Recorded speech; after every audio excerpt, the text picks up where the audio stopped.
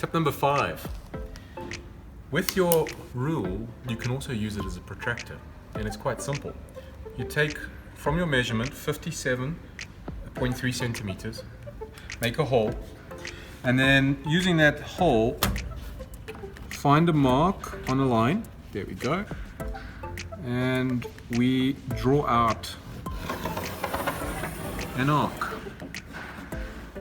So now we bend the folding rule in the curvature of the arc we've drawn, and every centimeter now becomes a degree. So now with the graduation marks on the arc that we've made, we can mark out various different angles. Like for instance, there is 45 degrees.